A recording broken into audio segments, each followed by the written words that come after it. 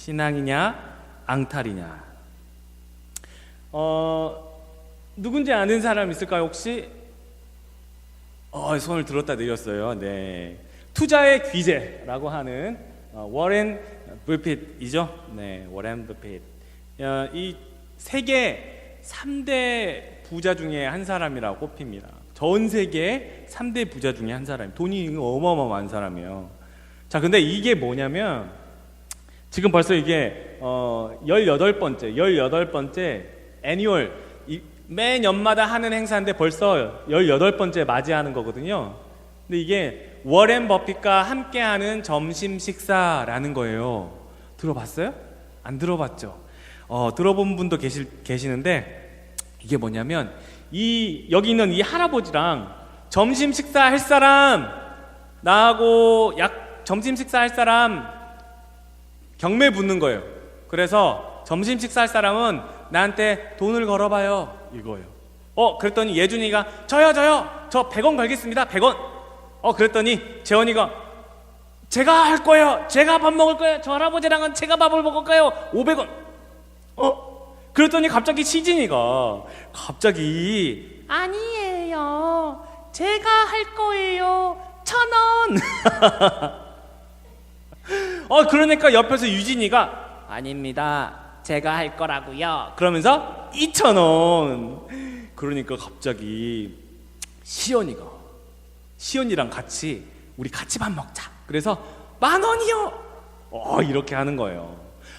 그러면서 점점 그럼 10,000원보다 더 많은 돈을 낸 사람이 밥을 먹을 수 있거든요.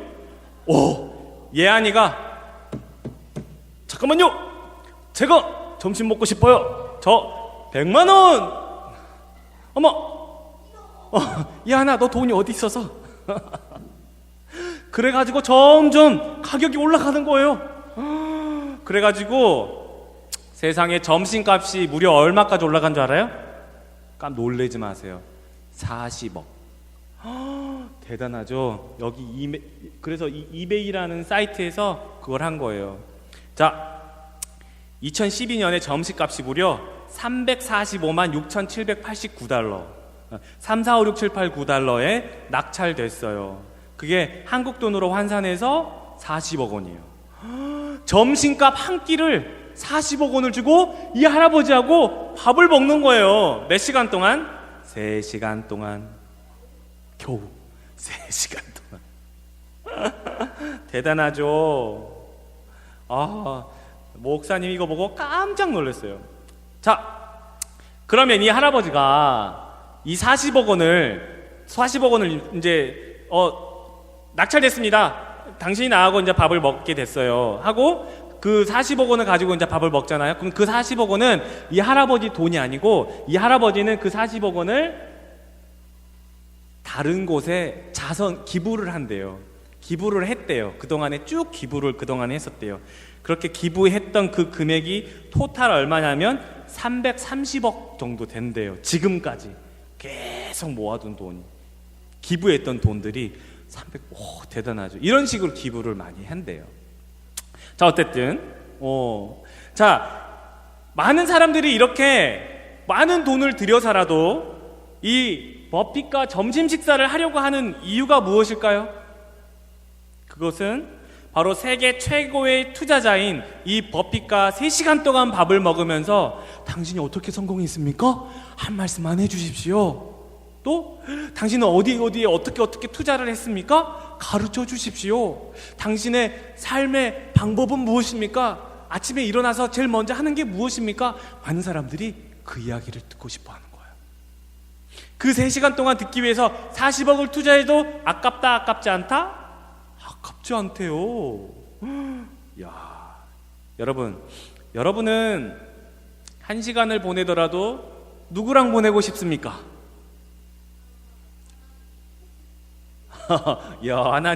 하나님 얘기도 나왔어요.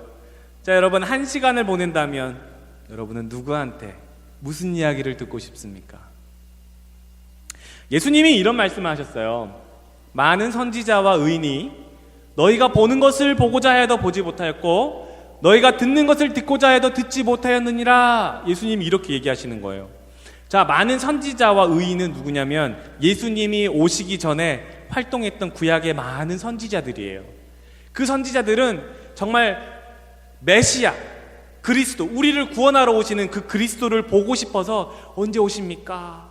구약의 모든 성경의 핵심 사상은 메시아 대망 사상이에요. 어렵게 얘기하면 메시아를 기다리는 거예요. 우리를 구원하러 오시는 그리스도를 기다리는 거거든요. 근데 그 그리스도, 예수님, 이 예수님을 그분들은, 그 위대한 선지자들은 보고 싶어도 보지 못했고 듣고 싶어도 듣지 못했다, 이 얘기를 하면서 무슨 얘기를 하시냐면, 그러나 너희 눈은 봄으로, 너희 귀는 들음으로 뭐가 있도다?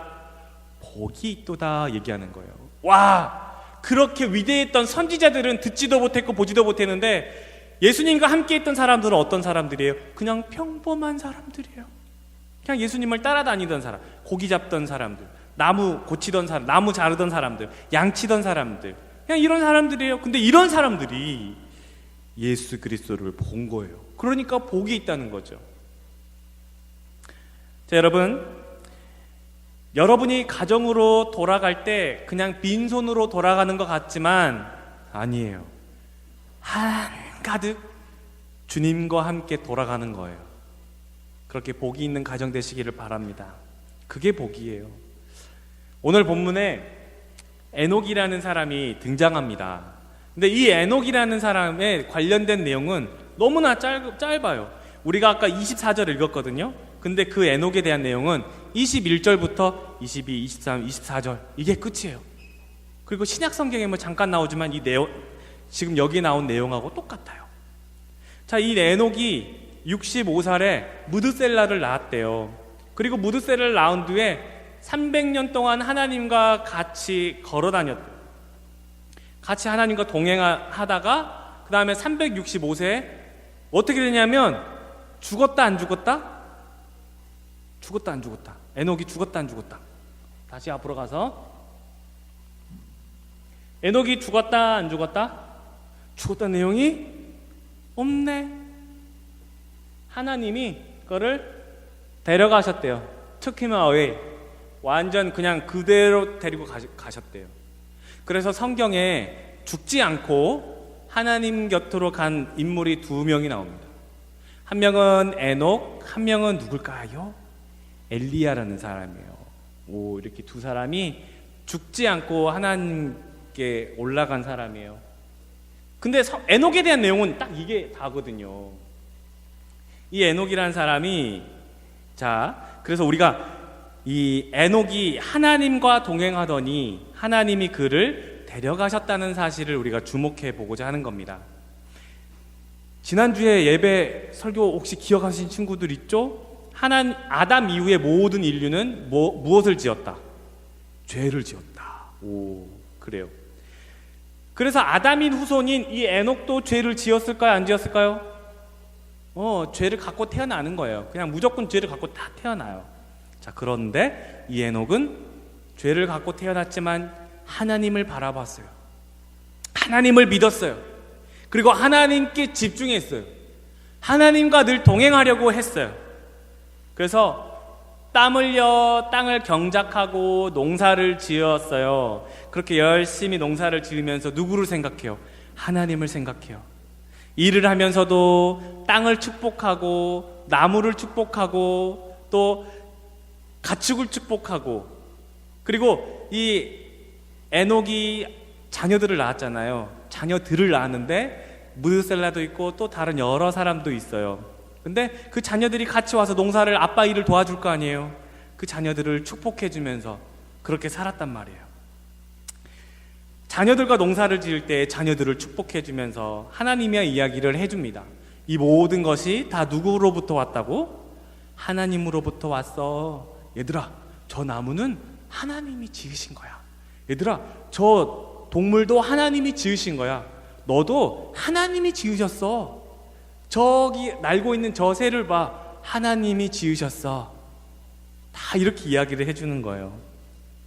농사를 지으면서, 가축을 기르면서, 땅을 축복하고 가축을 축복하고 다 그렇게 해주는 거예요.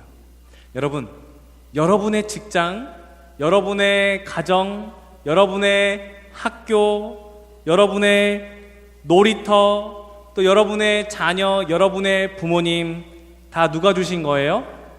하나님. 그래요. 하나님이 주셨어요. 자, 그렇다면 에녹처럼 여러분도 여러분의 직장을 축복하고 일터를 축복하고 가정을 축복하고 자녀를 축복하고 또 학교를 축복해야 돼요. 하나님이 주셨기 때문이에요.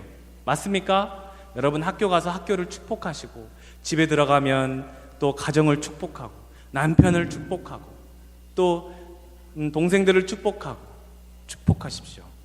우리는 하나님의 자녀이기 때문에 그래요. 그래서 모든 복은 하나님으로부터 나옵니다. 따라서 해볼까요? 모든 복은 하나님으로부터 나옵니다. 그래요. 하나님이 우리에게 복을 주시고 우리는 그 복을 빌어주는 거예요. 우리는 그 복을 선포하는 거예요. 우리는 그 복을 나눠주는 거예요. 하나님이 우리에게 주신 그 복이기 때문에 그래요. 자, 반면에 많은 그리스도인들이 시험에 빠지거나 어려움에 들기도 하거든요. 믿음을 저버리는 경우가 생기기도 해요. 자, 왜인고 자세히 들여다보니까 원인은 하나예요. 그게 뭐냐면 하나님을 사랑하고 하나님을 기대하는 것이 아니라 하나님의 복을 사랑하고 하나님의 복을 기대했던 거예요. 이해돼요? 하나님을 사랑하는 게 아니라 하나님의 복을 기대하는 거예요. 이런 겁니다. 쉽게 얘기해. 내가 기도했는데 그 기도를 안 들어주시네? 아니, 내가 기도했는데 병이 낫지를 않네? 내가 기도했는데 시험에서 떨어졌네? 뭐요? 기도의 동기가 뭐죠? 이게 하나님을 위한 게 아니라 나를 위한 거예요. 내가 기도했는데 이 기도가 안 들어져?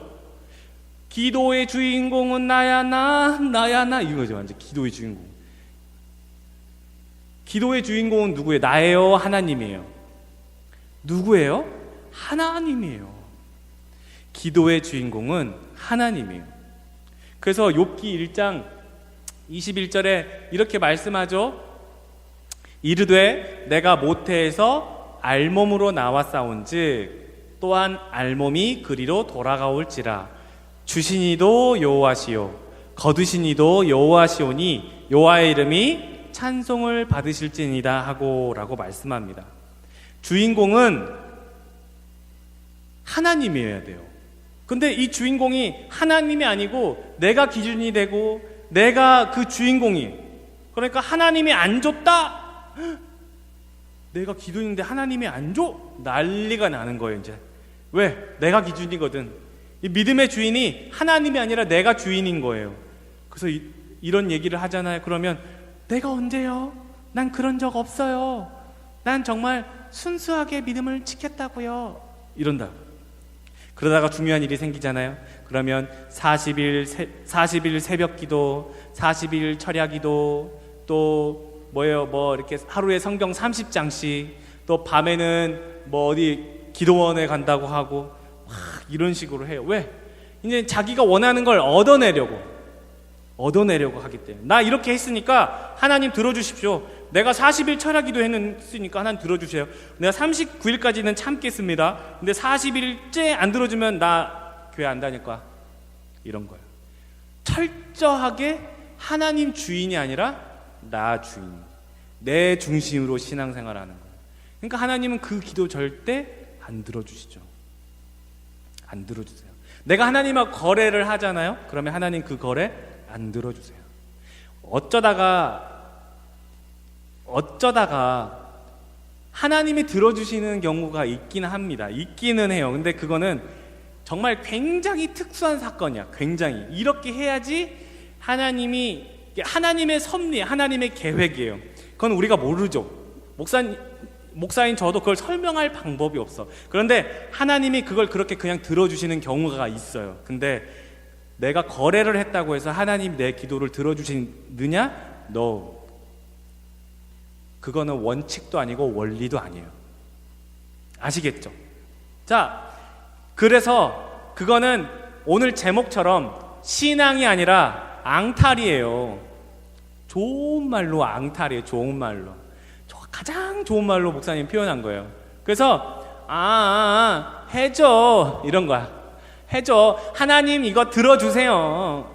내가 이렇게 했으니까 하나님 들어주세요. 들어주세요. 막 가다가 투정 부리는 것처럼. 엄마 이거 사줘. 그럼 안 사주면은 앉아가지고 낑낑이 부리면서 막 하는 것처럼.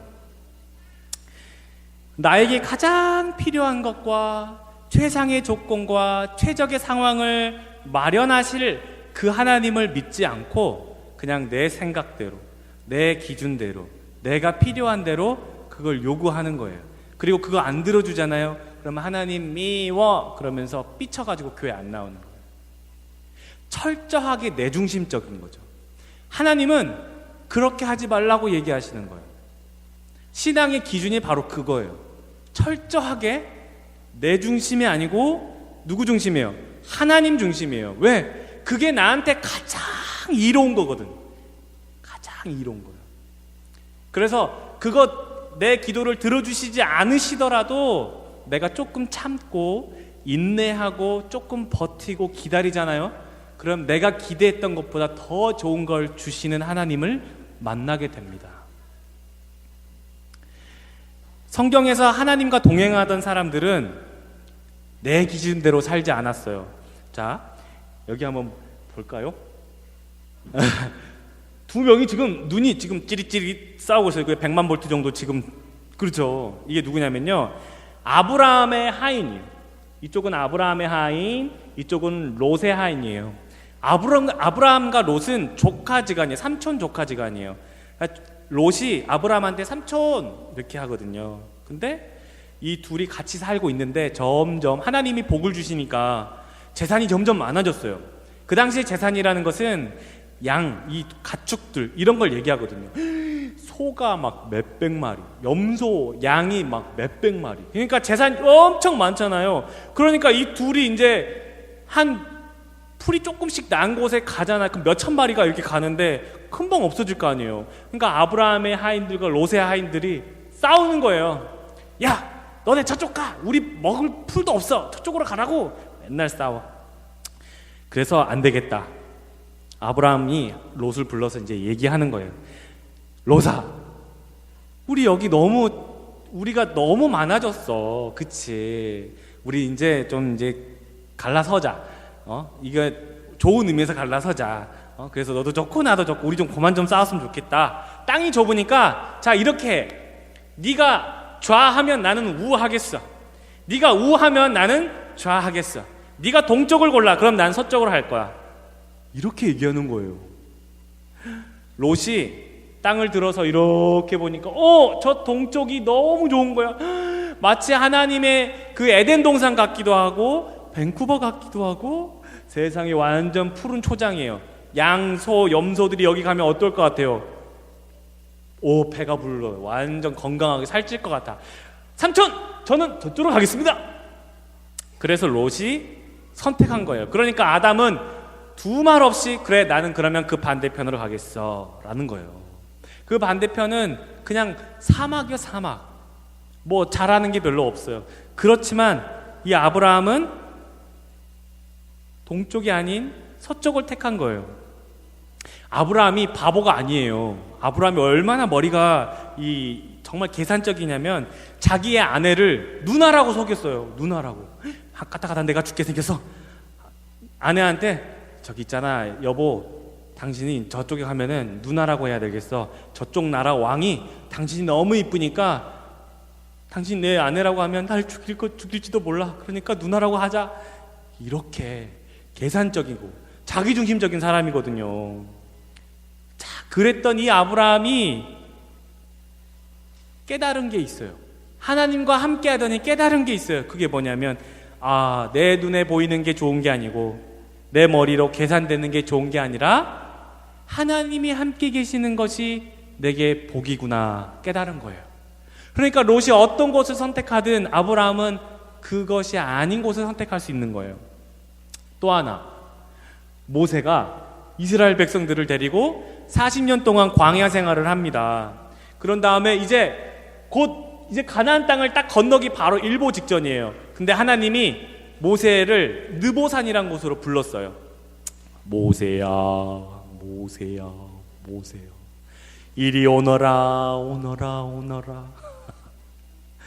그래서 모세가 산 위에 딱 올라갔어요. 올라갔더니 모세에게 하나님이 이렇게 얘기하시는 거예요. 내가 아브라함과 이삭과 야곱에게 맹세해서 그 자손들에게 주겠다고 약속한 그 땅을 너는 네 눈으로 보겠지만 너는 거기에 들어갈 수 없어 라고 얘기하는 거예요. 헉? 눈으로는 보겠지만 넌 거기에 들어갈 수 없어 라고 하는 거예요. 저 앞에 이제 코앞에 두고 그동안에 이 모세가 이스라엘 백성들을 데리고 나왔는데 정작 이 모세는 거기에 들어가지 못하고 이스라엘 백성들만 들어간다는 거예요.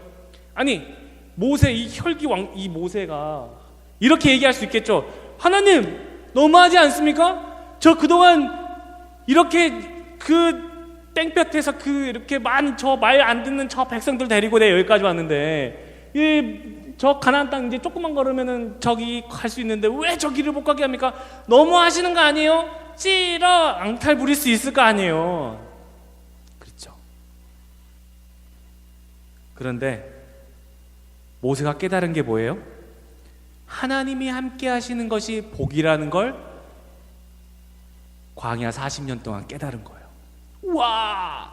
하나님이 구름 기둥이 되시고 하나님이 불 기둥이 되시고 광야에서 만나를 내려주시고 메추라기를 보내셔서 먹을 것을 주시고 고기를 먹게 하시고 그러면서 나온 게 뭐냐면 네 의복이 헤어지지 않았고 네 신발이 닳지 않았다라고 얘기하십니다. 40년 동안 옷 한 벌을 해 입을 수 없는 상황인데 옷이 닳아지질 않았대요.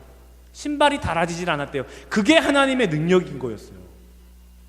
그러니까 모세가 성경 그 다음에 보면은 4절 다음에 5절 아무 소리 안 합니다. 모세 거기에서 가나안 땅에 들어가지 못하고 모압 땅에서 죽어라고 나와요. 모세 아무 말 하지 않아요. 왜? 어디서 죽든지 하나님이 함께 하시는 것이 복이라는 것을 알았기 때문이에요.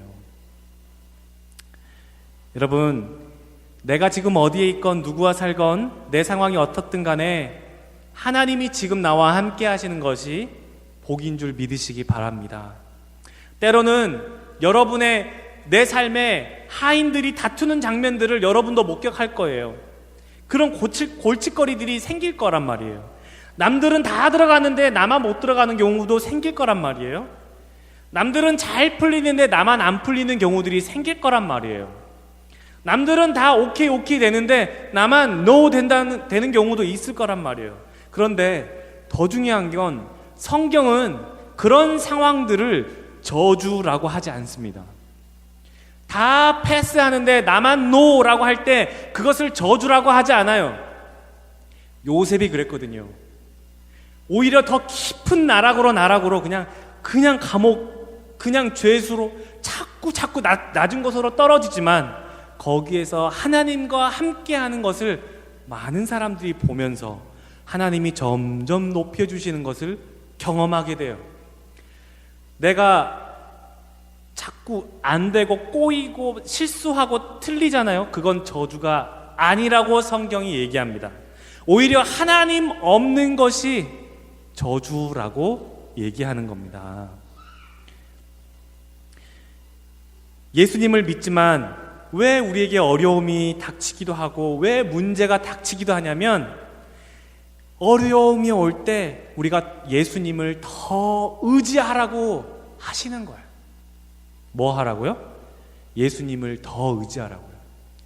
내게 문제가 닥쳤어요. 그럴 때 내가 풀 수 없는 문제들이 있어요. 내가 해결할 수 없는 문제들이 있어요. 그럴 때 예수님을 더 의지하라고. 오히려 그럴 때 주님을 더 만나기가 쉬워요. 주님이 내게 더 다가오세요. 너 지금 힘들지? 너 지금 정말 문제 안 풀리지? 내가 잘 알아. 나한테 와. 말씀하시는 거예요. 주님, 내 힘으로 안 됩니다. 주님 도와주십시오. 이렇게 주님만 의지하는 것을 주님이 더 원하시거든요. 이것을 더 가장 기뻐하세요. 하나님이 가장 기뻐하는 자세가 어떤 자세냐면, 주님, 저는 어린아이예요. 저는 잘 몰라요. 주님, 저는 너무나 어리석어서 잘 모르겠습니다. 주님이 도와주십시오. 이런 어린아이와 같은 마음을 주님이 너무너무 사랑하시는 거예요. 그러니까 예수님이 어린아이들이 예수님한테 딱 오니까 이런 어린아이들을 내게 오는 것을 금하지 마라 라고 안 하면서, 이런 어린아이와 같은 자들이 하나님 나라에 들어갈 수 있다라고 얘기하거든요. 왜요? 이런 어린아이들은 부모가 없으면 죽어요. 그 어린아이에 관련된 헬라어는 파이디온입니다. 그 파이디온은 어떤 어린아이냐면 우리 시즈니 정도 되는 아이들이에요. 3세, 2세에서 5세 미만의 아이들을 파이디온이라 그러거든요. 그런 아이들이 예수님한테 왔을 때 예수님이 그 아이들을 다 끌어안으면서 뭐라 그래요? 이런 아이들은 부모의 사랑이 없으면, 부모의 관심이 없으면, 부모의 도움이 없으면 죽거든요. 죽을 수밖에 없어요. 우리가 아무리 어른이 되고 아무리 백발 노인이 된다 할지라도 우리는 주님 앞에서는 갓난아기예요. 늘 주님의 도움이 필요해요. 늘 주님이 도와주셔야만 해요. 그 마음이 주님이 가장 기뻐하시는 마음이에요. 우리가 밴쿠버까지 오게 된 이유들이 각자 있을 겁니다. 나름대로 중요한 동기와 이유와 목적이 있어요. 그런데 그런 것들은 전부 다 상황이에요. 그 상황의 주인공은 내가 아니라 하나님이에요. 하나님이 만드셔서 여러분 각자 여러 가지 상황이 있어서 밴쿠버까지 왔습니다. 하나님의 섭리고 하나님의 계획이고 하나님의 뜻이에요. 누가 조국을 떠나서 밴쿠버까지 올 줄을 누가 알았겠어요. 근데 하나님은 이런 상황들 속에서 나에게 말씀하고 싶은 것들이 분명히 있습니다. 그걸 여러분들이 구하셔야 돼요. 여러분의 하나님이 여러분 각자에게 말씀하실 겁니다. 자, 여러분, 그걸 구하실 때 조급하게 생각하지 마세요. 오늘 만약에 진도 챕터 1 나갔잖아요. 그러면 내일 챕터 2 나가야 되는 게 아니에요. 내일도 챕터 1 나갈 수 있어요. 모레도 챕터 1 나갈 수 있어요. 주님은 여러분에게 어떤 성과나 등급을 원하는 게 아니에요. 주님은 여러분에게 어떤 단계를 빨리빨리 올라가라고 얘기하시지 않아요. 주님이 여러분에게 원하시는 거는 이렇게 따뜻한 봄처럼 그냥 천천히 달달하게 누구하고 사귀는 거예요? 우리 주님하고 그냥 천천히 느긋하게 주님과 사귀는 것을 원하시는 거예요. 에녹은 하나님과 동행했더니 하나님이 데려가셨어요. 우리 이 땅의 목적지는 이 땅이 목적지가 아니라 하나님과 함께하는 그 하나님 나라가 우리의 목적지거든요. 이 땅을 우리가 주님과 교제하다가 하나님 나라에 가는 그런 에베네셀 모든 성도님들이 되시기를 예수님의 이름으로 축원합니다.